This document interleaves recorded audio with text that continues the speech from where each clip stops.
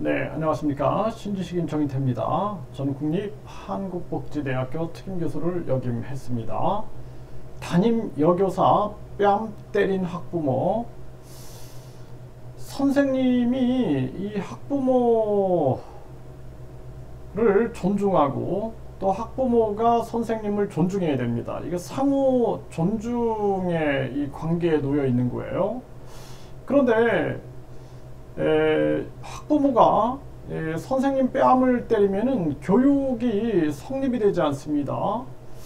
네, 여기 보게 되면은요, 네, 이데일리에서 보도하고 있는데, 내 아들 왜 그렇게 가르쳐? 담임 여교사 뺨 때린 엄마. 네, 네, 그래서 이 교장실로 들어오는 담임한테 당신은 누구야? 라고 물었고, 담임 선생님이 담임입니다 라고 답하자 갑자기 손바닥으로 왼쪽 뺨을 때렸다라는 것입니다. 네, 전치 1주의 상해를 입었다라는 거죠. 참 가슴 아픈 일이 아닐 수가 없고요. 얼마 전에는 초등학생이 담임 선생님 뺨을 때렸습니다. 네, 그런데 이번에는 이제 학부모가 또 뺨을 때리는 사태가 벌어졌는데요. 제가 이 교육대학을 졸업하고 이 학교에 있었어요. 네, 교육 공무원으로 있었는데 저는 이제 그 시골 학교를 로망이 시골 학교에서 장작 패면서 글 쓰면서 선생님 하는 게 제 로망이었기 때문에 제 아주 꿈 같은 거였죠. 네, 그래서 이제 분교, 네, 아주 작은 분교로 발령을 받았습니다. 그런데 노인정 앞을 지나가는데 어르신들이 일어나셔가지고 인사를 하시는 거예요. 안녕하십니까 선생님 하면서.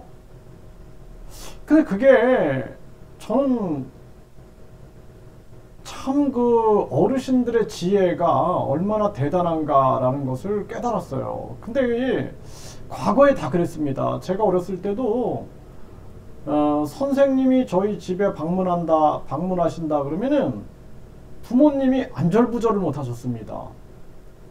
저희 할머니도 선생님한테 깍듯이 하셨어요. 이게 왜 그러냐면은 부모님이 선생님들을 공경하고 선생님이 부모님을 공경하여 그 자녀를 교육시키는 거예요. 자녀를 교육시키는 거. 그래서 그 제가 예전에 이제 들었던 한 이야기를 말씀을 드리면은 한 고위공직자, 네, 아주 한 고위공직자가 자녀가 있는데 이 자녀가 버릇이 없대요. 그래가지고 어느 날 이 아버님이 선생님을 초대해야겠다 집에 이렇게 이제 생각을 하시고 그래가지고 이제 한 일주일 전부터 계속 청소를 하고 뭐 집안을 깨끗하게 닦고 막 이렇게 이제 한 거예요. 그러니까 아들이 생각하기에 아 이게 뭐 대통령이 오시나 보다 이렇게 생각을 한 거죠. 우리 아버지가 높은 사람이니까 대통령이 오시나 보다 이렇게 생각을 한 거예요. 아주 뭐 가족이 철저하게 준비를 하는 모습을 보여주고 그리고 나서 그날 당일날 이제 오신 거예요. 누가 그랬더니 그 이제 그 가족 중에 한 사람이 선생님 오셨습니다 라고 얘기를 하니까 그 아버님이 그냥 신발도 안 신은 채로 그냥 뛰어나가 가지고 선생님을 깍듯이 이렇게 모셨다라는 겁니다. 그러니까 그걸 보고 그 버릇없는 아들이 아 선생님이 우리 아버지보다 높으신 분이구나 라고 생각을 하고 그 다음부터 이 선생님들을 아주 그냥 잘 이렇게 그 가르침을 받았다 이런 얘기를 들은 적이 있는데 이거는 지혜라는 거예요. 과거에 우리 부모님들이 선생님들을 존중을 해드린 게 그게 지혜입니다. 제가 막상 젊은 20대 26살, 그러니까 이제 제가 군대 제대하고 졸업하고 했으니까 26살, 27살에 발령을 받고 갔는데 왜 어르신들이 이 젊은 교사한테 벌떡 일어나셔가지고 선생님 안녕하십니까 라고 인사를 하셨겠어요. 선생님은 이렇게 어려운 자리입니다 라는 것을 저한테 가르치시는 거예요, 그게. 그래서 저는 그 다음부터 아주 조심하게 되는 거예요. 네, 그 학생들한테도 조심하게 되고 그 부모님들한테도 조심하게 되고 그렇게 되는 겁니다. 그리고 내가 이 학생들을 참되고 바르게 가르치지 않으면 안 되겠다라는 것을 그 어르신들이 저한테 몸소 가르쳐 주신 거예요, 그게.